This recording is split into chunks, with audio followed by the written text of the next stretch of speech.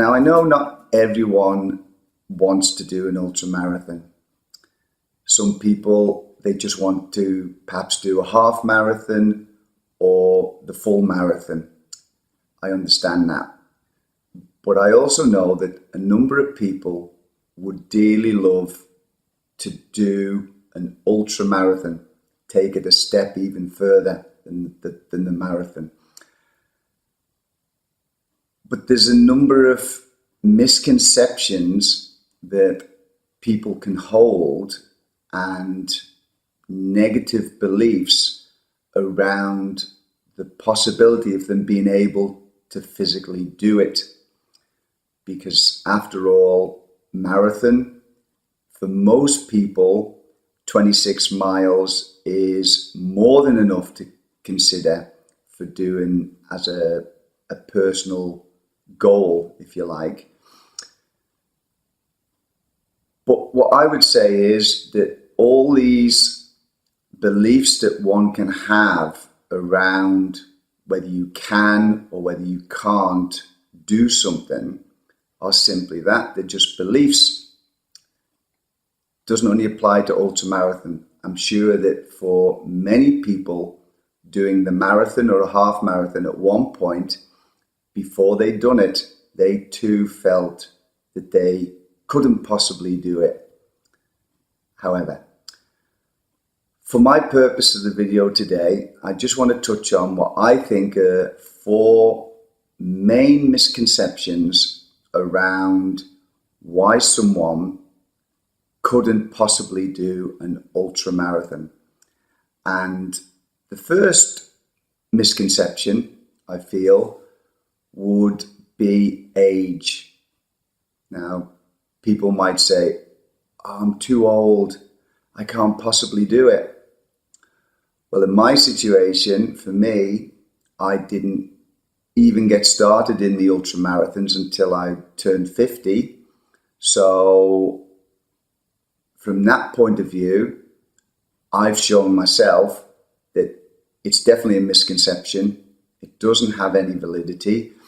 And to be honest, if you're someone who is slightly older, it can definitely be a big plus to be a little bit older, because it means that when you do the training and the actual racing, in theory, perhaps you can be a little bit more circumspect and, should we say, a little bit wiser, so that you do your training in a more measured and considered way. And on the day of the race, you should potentially be able to have a more measured approach to your pacing and not get too carried away.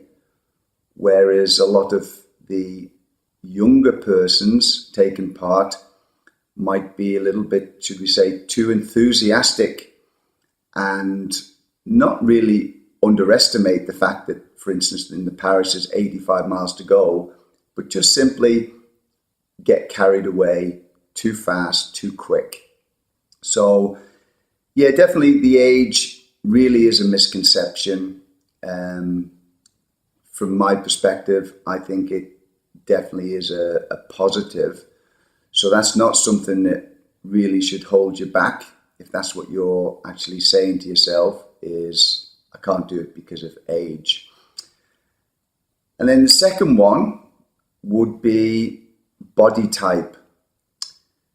Because I think most people would have a vision of the ultra endurance racers as being thin, having what we would say an ectomorph type body, which is basically straight up and straight down, and certainly not overweight or exceptionally muscular, should we say. And for me, I'm definitely not an ectomorph, and I'm not what you would call a traditional ultra runner or ultra endurance racer in terms of body type. For me, I have a mesomorph body type, and when I was much younger, like for instance at school. As a result of that, I was never put in for running races, which were like cross country or such like. I was always pushed towards the sprints and the short distances because I had a slightly bigger body, should we say. And that's something that if I'd have carried with me right through to when I actually took up the original challenge to do it, that could have been a big hindrance. The fact that I might think I'm the wrong body type. The third misconception would be not having an athletics background or a history of doing any other type of athletics endeavor. And when people have had some other experience of doing a different type of sport, they might feel as though they can't transition across to do an ultra endurance. I think, again, I use myself as an example. I had no prior experience of any other type of sport in my adult life.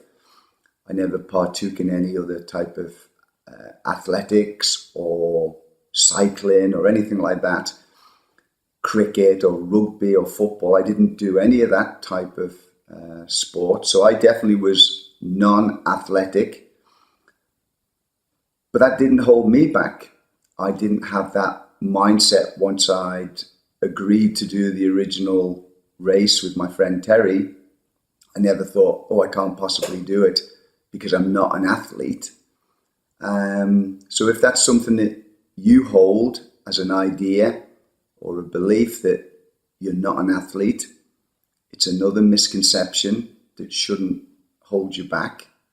As for the fourth and final misconception, it might even be the biggest one for a lot of people, is the idea that they don't have the time to dedicate to training for such an endeavor. Now, I hope over the period of doing all these videos, while I'm doing training with Shelley, she's going from 0 to 85 miles. She's starting as a beginner. She works full time, and it's simply a case that if you want to do it, you will find the time. And also, I think if you see these videos, you'll see that she doesn't do an inordinate amount of training, and the training that she does is perhaps going to be just sufficient. It's not going to be too much. So, like the other night, she went out and did 13 miles, 3 hours in round figures. And you'll see just from these first few videos that just doing that one long walk a week, she's already made what is significant improvement. And it'll continue as well. Once she's doing similar type walks, okay, I know we'll be going a little bit further and probably pushing it up to 4 hours, so probably about 19 miles. They're going to be the longest walks regular that she'll be doing. So 3 to 4 hours, 1 day a week, and then interspersed with the odd hour here and there, or even 20 minutes, half an hour doing core workouts, just scattered around during the week whenever she can find extra time or the inclination to do it. So overall, I think you'll see these 4 misconceptions, they're not really valid if you break it down, and certainly not if you have an inclination yourself to do an ultra endurance. If you really want to do it, I think you can do it. You just have to determine for yourself if that's what you want to do. So that's it for today.